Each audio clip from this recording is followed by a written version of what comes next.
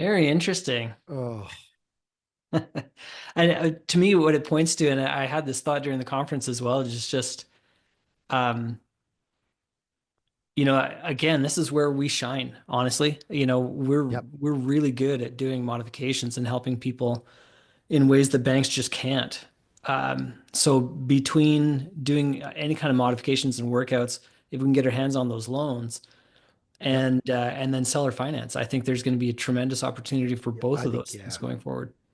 I think Great. seller finance is going to be a new mainstream wave if it's not already, which I think Yeah. it is. Dan Depp made a comment on Facebook that if they bought in the high prices back then, they may be able to wrap that note. As long as they bought it at a decent interest rate, they Mhm. could. They could wrap it and save themselves. I just don't know if, Dan, I hear you. I don't know if young people understand all that world, right? If they're living in an area that doesn't do wraps well or common, it's mainstream to us. And that's something, Milton, we've found, and I think you find by coming into our world is that most people don't do or know what we do and what we know, and that we see as common world, but everyone else, we're like a one percenter of understanding this Yeah. different small niche of real estate. And we think it's common sense to sell our finance or to wrap note if you need to, but the common American doesn't have a clue we're talking about. No, and if 1% I think would even be high. I mean, I can't.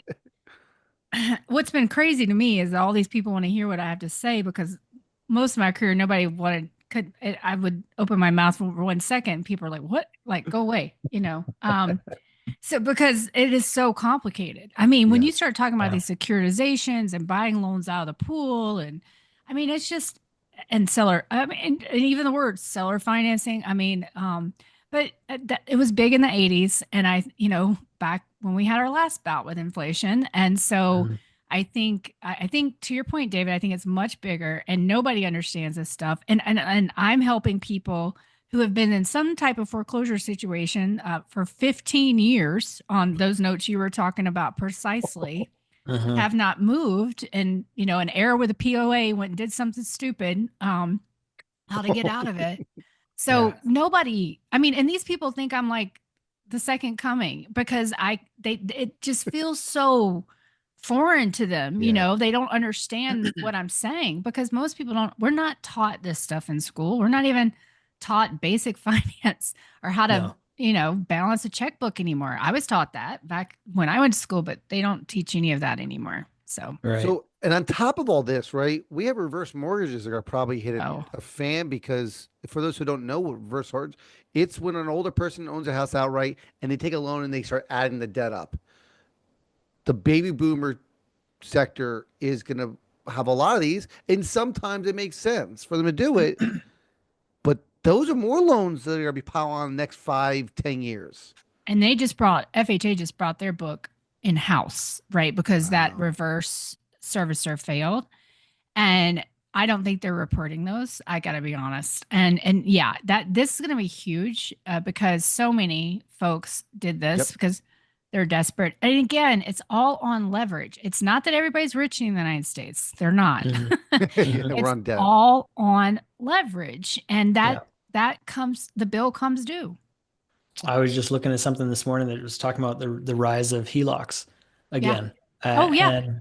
And it's interesting though, because I think the difference between this time and the run up to financial crisis in 2008 was back then it was like, yay, free equity, yay, and then let's go and buy a income property and on credit that we got from this property. The difference today is now they're doing it out of desperation. They're running out of money. Absolutely. They're recognizing that's where they can pull some cash from uh, for now, and then what?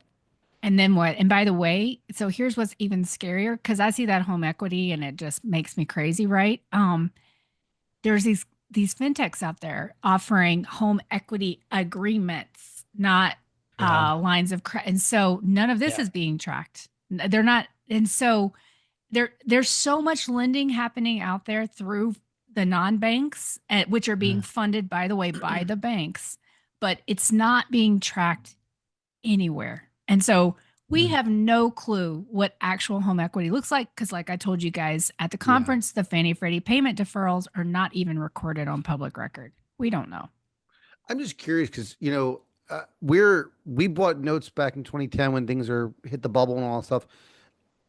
I think I'm like most people our age. We're afraid to take HELOCs. We're afraid to touch our Oh, any of equity yeah. in our house, right? Hmm. But the generation behind us isn't afraid of it because they don't really remember it, right? It's like, well, you Yeah. have hundreds of $1,000s in equity, and you should hit it. Well, yes, you're right. Investors say, listen, if you're borrowing a three, go do it. But a lot of people our age are afraid of it. So I'm curious how that HELOC's going to be on top of the fact that student loans being delinquent, the younger generation, if they are hitting it, and I know multiple people who have, and that property drops in value, it's going to be really crazy. Yeah. Well, and this is what people don't understand. Like, so my whole job back in finance was watching all this degrade. When we looked at loan to values in 2006, they looked just fine. Credit scores looked just Yeah. fine. Like, Yeah. talk to me in 2010. You know, Right. Yeah. but by the way, we actually had real credit scores back then. Like this, we True. are now in a situation that the past 2 years, we've been lending on completely incorrect and inflated information, and Mm. so this could Mhm. happen much faster than last time, where that took 4 to 5 years to peak. We could see this really start to accelerate. Right now, I've started talking about all this as, okay, speeds slowing, speeds increasing. And in March and April, speeds started increasing. And so there might be something that slows it down again. Who knows? Mhm. And I'll let people know when that happens. But right now, things are picking up. Yeah. Yep. So Hmm. you have baby boomers busting. We see college kids who are delinquent. 45% of FHA loans are those, and but of those, the delinquency there, they can't get modifications. We see unemployment starting to rise up. We see again, we're not doom and gloom. We're laying out the facts and having a reaction to it. So we're not saying in 6 months it's all going to go crazy. We're just saying is it doesn't look good right now. Right. And we don't know what 6 months to be from. Maybe something will come out and fix all of it, right?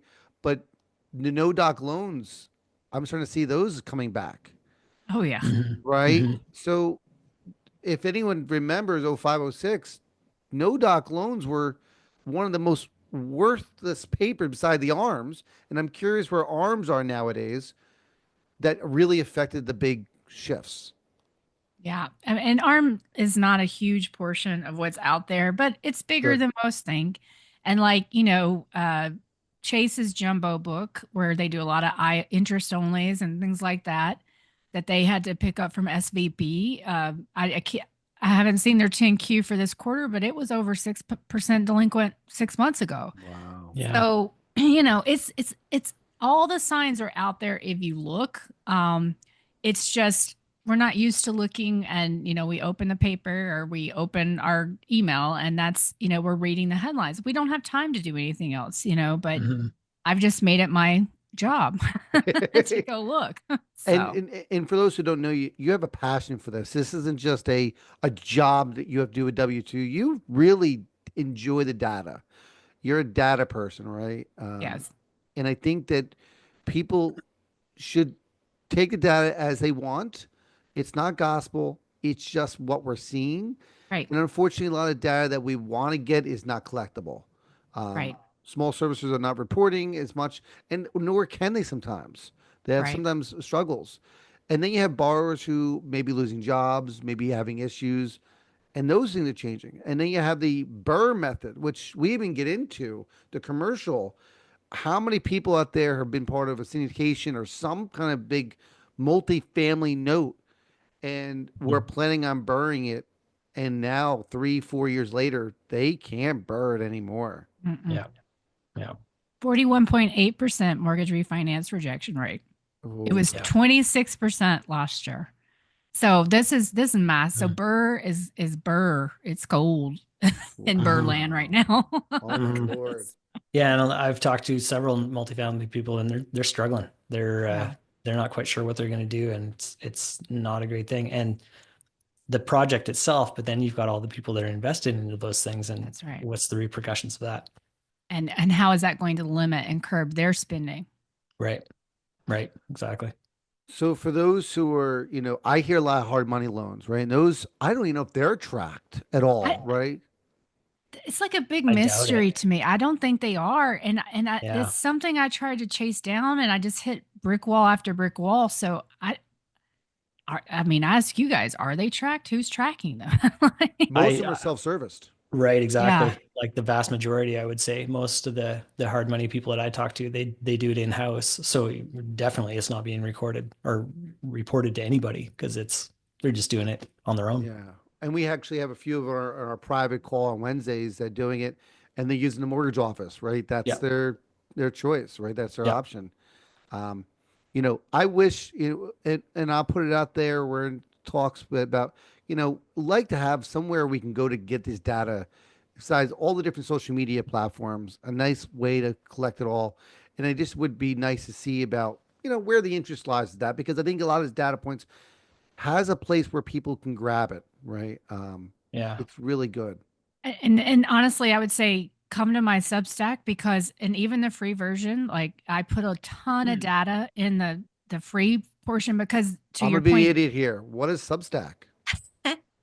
So it's a platform where you write. So a lot of journalists have gone over, like they've left mainstream media and they publish over on Substack. And so each week I put out a really deep dive analysis on the housing market, what's going on. Yeah, I talked about your conference and one a week or so ago. And you can sign up for the free version. There is a paid version, but the free version, because I am so passionate about this, David, as you said, Yeah. because I do want to say, save our young Americans from making really poor choices that can haunt them for a long time. But yeah, so it's M3 Melody Substack, but sign up for the free version. I try very hard so that if you're aspirational, that you will get all the clues you need in the free part to figure out what you need to know, and I do that very purposefully. Hmm. Awesome. Awesome. Well, Melanie, I know this has been a little bit of a headache for our guests to watch. I apologize again once you guys. It looks like it's streaming well at the end here for the last 20 minutes or so. And we've had some nice compliments. I'm presuming it's a compliment that, Mel, I don't understand half the stuff you're saying. Great stuff. I needed definitely things I need to be consumed of and need to be aware of. So, um, listen, for those who are listening, me and Nathan don't follow 100% of this. So don't Yeah. feel weird. Don't be, just listen to it, listen it over again. It will be on the podcast, YouTube, and all that stuff. Just understand that there's stuff going on out there. Follow Melody, the link in there, you'll get her information. Just start following and listen to it and join in networking. The only reason we all connected is by networking. So this is how you get the information.